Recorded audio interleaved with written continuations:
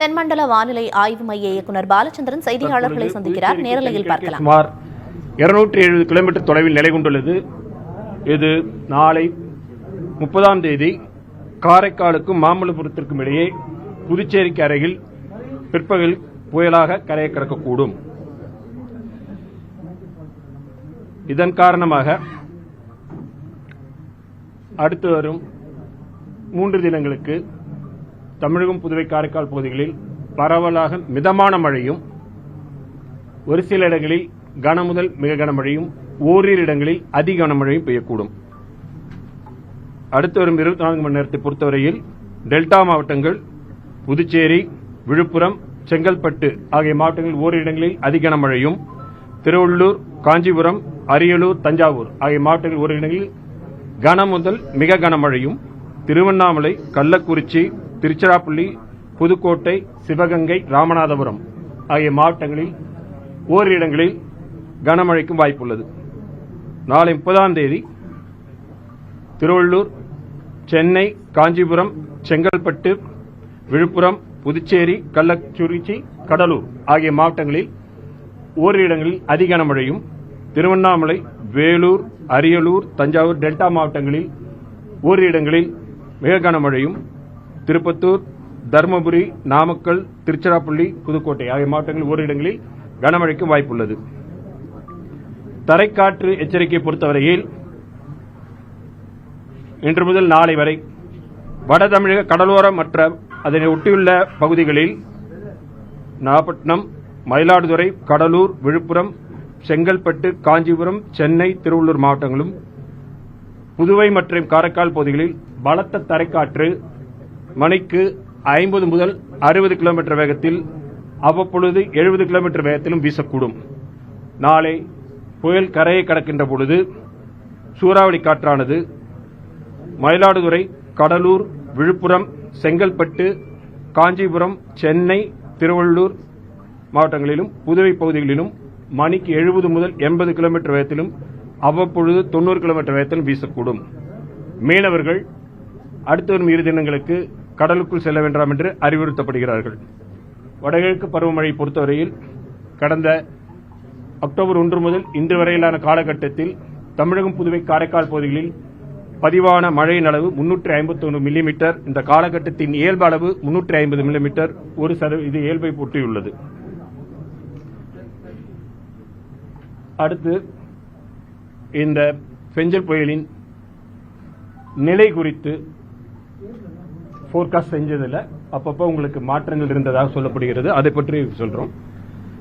26 முதல் 27 தேதி வரை பார்த்தபொழுது முன்னாடி நம்ம சொல்லிட்டு இருந்தோம், எந்த காற்றழுத்த தாழ்வு மண்டலம் அல்லது குறைந்த காற்றழுத்த பகுதி வலுப்பெறப்படுவது என்றால் வளிமண்டலத்தின் கீழ்ப்பகுதிகளில் காற்று குவிதலும், மேல் பகுதியில் விரிவடைதல், நடுப்பகுதியில் காற்று அதற்கு செல்லக்கூடிய மாய்ச்சர், இது போல பல ஃபேக்டர்ஸ் இருக்கக்கூடிய சூழ்நிலை பார்த்திருக்கிறோம். நம்ம இப்ப 26 முதல் 27 தேதி வரைக்கும் அந்த படத்தில் பாத்தீங்கன்னா இன்க்ரீஸ் ஆயிட்டு இருந்தது.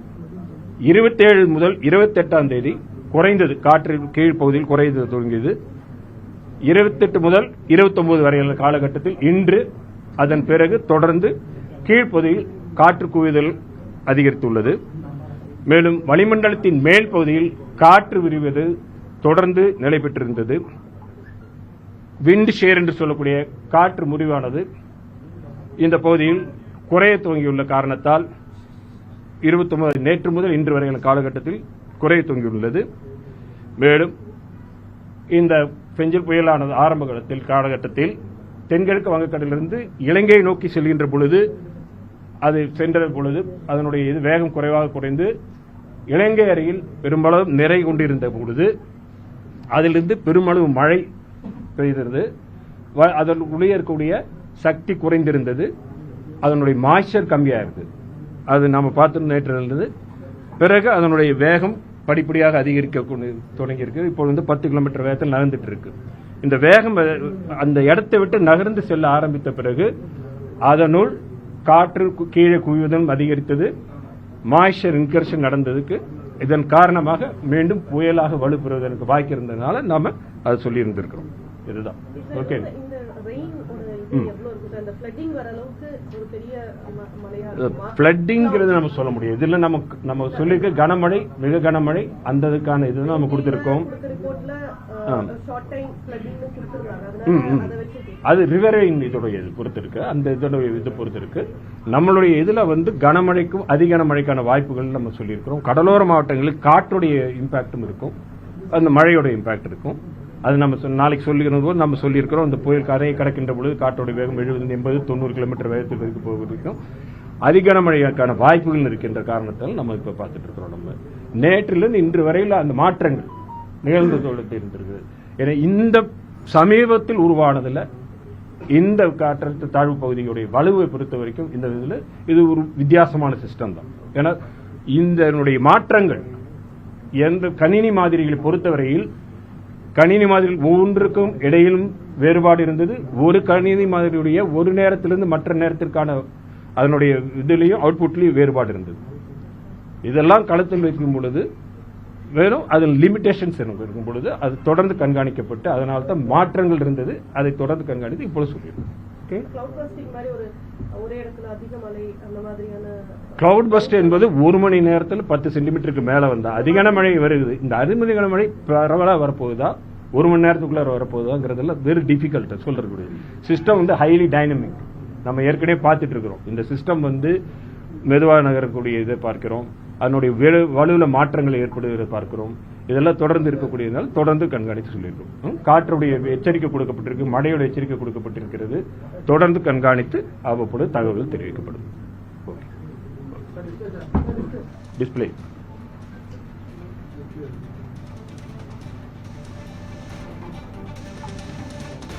செய்தியாளர்கள் சந்திப்பில் பேசிய வானிலை ஆய்வு மையத்தின் தென்மண்டல தலைவர் பாலச்சந்திரன், நாளை பிற்பகல் பெஞ்சல் புயல் கரையை கடக்கும் என்று தெரிவித்தார். குறிப்பாக சென்னை, செங்கல்பட்டு, காஞ்சிபுரம் உள்ளிட்ட மாவட்டங்களில் புயல் கரையை கடக்கும் போது கனமழை பெய்யக்கூடும் என்று அவர் தெரிவித்திருக்கிறார்.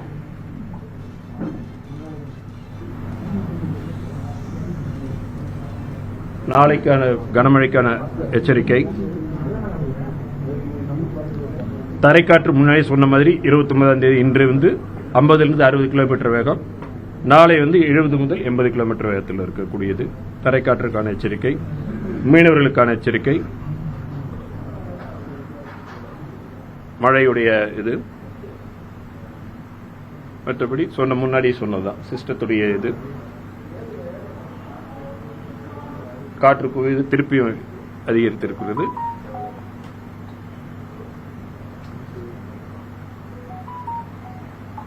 மேல்புறத்தில் வளிமண்டலத்தில் மேல்புறத்தில் அந்த சிஸ்டத்தில் இருக்கக்கூடிய அந்த டைவர்ஜென்ஸ் நேற்று அந்த மாதிரி பார்த்தோம். நம்ம நார்த் ஈஸ்ட் டைரக்ஷன்ல ஓரியன்டேஷன் இப்படி இருந்தது. இன்னைக்கு அந்த பார்க்கும்போது நமக்கு நார்த் சவுத்தா ஓரியன்ட் ஆயிருக்கு. ஷியர் விண்ட் ஷியர் பார்க்கிறோம். விண்ட் ஷியர் கிரேடியன்ட் நிறைய அதிகமா இருந்தது, மாறுபாடு அதிகமா இருந்தது. இன்னைக்கு மாறுபாடு குறைவா இருந்தது, 28 to 29 வரை. அதனால அந்த இது இருக்கு.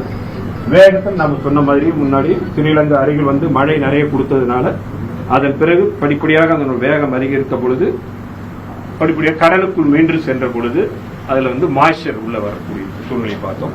இதன் காரணமாக இப்போ வழியெடு. ஓகே,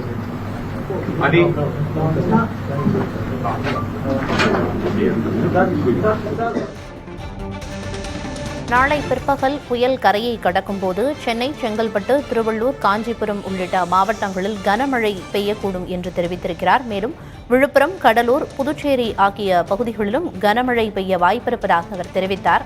குறிப்பாக தரை காற்றின் வேகம் இந்த மாவட்டங்களில் 50 முதல் 60 கிலோமீட்டர் வரை இருக்கும். சில சமயங்களில் 70 கிலோமீட்டர் வரை தரைக்காற்று வீசக்கூடும் என்றும் அவர் தெரிவித்தார். நாகை, மயிலாடுதுறை, கடலூர், விழுப்புரம், செங்கல்பட்டில் தரைக்காற்று 70 கிலோமீட்டர் வேகத்தில் வீசக்கூடும் என்றும் அவர் தெரிவித்திருந்தார். வங்கக்கடலில் உருவான பெஞ்சல் புயல் நாளை பிற்பகல் கரையை கடக்கும் என்று தெரிவித்திருக்கிறார் பாலச்சந்திரன். அதனை பார்த்தோம். புயல் கரையை கடக்கும் போது சென்னை, திருவள்ளூர், காஞ்சிபுரம், செங்கல்பட்டு ஆகிய மாவட்டங்களில் கனமழை பெய்யக்கூடும் என்று தெரிவித்திருக்கிறார். அதனைத் தொடர்ந்து விழுப்புரம், கடலூர், புதுச்சேரி உள்ளிட்ட இடங்களிலும் கனமழை பெய்யக்கூடும் என்று தெரிவித்தார். மேலும் அடுத்த 3 நாட்களுக்கு பரவலாக தமிழகம் மற்றும் புதுச்சேரியில் மழை நீடிக்கும் என்றும் குறிப்பிட்டிருந்தார்.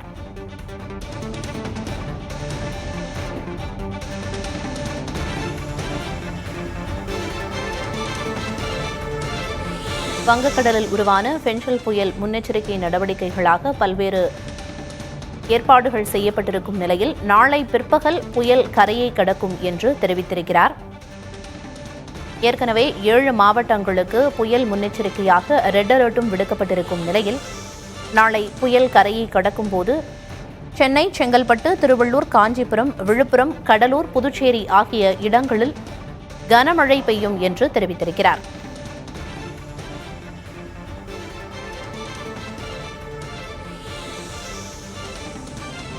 வங்கக்கடலில் உருவான பென்ஷல் புயல் காரணமாக நாளை 7 மாவட்டங்களுக்கு ரெட் அலர்ட் விடுக்கப்பட்டிருக்கிறது. சென்னை, திருவள்ளூர், காஞ்சிபுரம் உள்ளிட்ட 7 மாவட்டங்களில் புயல் கரையை கடக்கும்போது கனமழைக்கு வாய்ப்பிருப்பதாக சொல்லப்பட்டிருக்கிறது.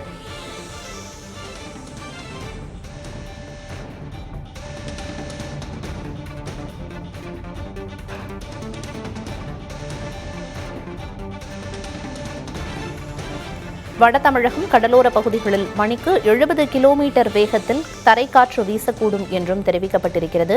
நாகை, மயிலாடுதுறை, கடலூர், விழுப்புரம், செங்கல்பட்டு ஆகிய மாவட்டங்களிலும் தரைக்காற்றின் வேகம் 70 கிலோமீட்டர் வரை இருக்கக்கூடும் என்று கணித்திருக்கிறார். புயல் கரையை கடக்கும் போது சென்னை, திருவள்ளூர், காஞ்சிபுரம், செங்கல்பட்டில் கனமழை பெய்யும் என்றும் அதனைத் தொடர்ந்து விழுப்புரம், கடலூர், புதுச்சேரி ஆகிய இடங்களிலும் கனமழை பெய்ய வாய்ப்பிருப்பதாக சொல்லப்பட்டிருக்கிறது.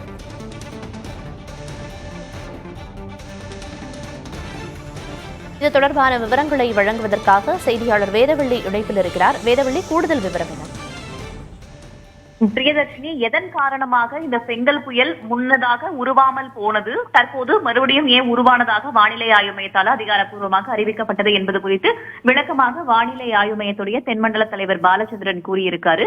அவர் கூறியதன் அடிப்படையில் காற்று குவிதல், அதோடைய வின் ஷியர் என்று சொல்வார்கள், காற்று முறிவின் காரணமாக தான் இது தாமதமானது அப்படின்றதான தகவல்களை அவர் தெரிவிச்சிருக்காரு. அது மட்டும் இல்லாம முதல்ல காற்று குவிதல் நமக்கு சாதகமாக இல்ல அப்படின்றதுனால புயல் உருவாவதற்கான வாய்ப்பு அப்படின்றது வானிலை ஆய்வு மையத்தால் தெரிவிக்கப்படல. ஆனா அதோடைய நகர்வை பொறுத்து அந்த ஜோனுக்குள்ள வந்ததுனால அது வின்ஷியர் சற்றே குறைந்தது. இதன் காரணமாக புயல் உருவானதாக அதிகாரப்பூர்வமாக அறிவிக்கப்பட்டது என்பதான விளக்கத்தை அவர் செய்தியாளர் சந்திப்பில் கொடுத்திருக்காரு. அது மட்டும் இல்லாம புயலுடைய தற்போதைய நிலை என்ன, எங்கு நகர்ந்து வருகிறது என்பதான முழுமையான பென்ஷல் புயலுடைய முழுமையான விவரங்களையும் அவர் செய்தியாளர்கள் மத்தியில பகிர்ந்திருக்காரு. தற்போது புயலானது 13 கிலோமீட்டர் வேகத்துல நகர்ந்து வருது அப்படின்ற தகவலை தெரிவிச்சிருக்காரு. அது மட்டும் இல்லாம சென்னையிலிருந்து தென்கிழக்கு திசையில 300 கிலோமீட்டர் தொலைவிலையும், புதுவையிலிருந்து கிழக்கு தென்கிழக்கு திசையில 270 கிலோமீட்டர் தொலைவிலையும், நாகையிலிருந்து 260 கிலோமீட்டர் கிழக்கு திசையிலையும் தற்போது நிலை கொண்டிருக்கிறது. அதே போல இலங்கையோட திரிகோணமலையிலிருந்து வடகிழக்கு திசையில 310 கிலோமீட்டர் தொலைவில் தற்போது நிலை கொண்டிருக்கிறது. இது தற்போது மேற்கு வடமேற்கு திசையில தான் நகர்ந்து வருகிறது. வட தமிழகம் புதுவைக்கு இடையே தான் இது கரையை கடக்கும் அப்படின்னு ஏற்கனவே தெரிவிக்கப்பட்டது இல்லையா? அதுல எந்த மாறுதலும் கிடையாது. காரைக்காலுக்கும் மகாபலிபுரத்திற்கும் இடையே, புதுச்சேரிக்கு அருகே இது புயலாகவே கரையை கடக்கும். முன்னதாக வலுவிழந்து கரையை கடக்கும்னு சொல்லப்பட்டது. ஏன்னா கடல் சார்ந்த காரணிகள் அவ்வாறாக தான் இருந்தன. இடையூறுகளும் அதிகமாக இருந்தன. அது ரிட்ஜ் ஆகட்டும், ட்ரப் ஆகட்டும், வின்ஷியர் ஆகட்டும், இந்த மாதிரியான பல இடையூறுகள் இருந்தன.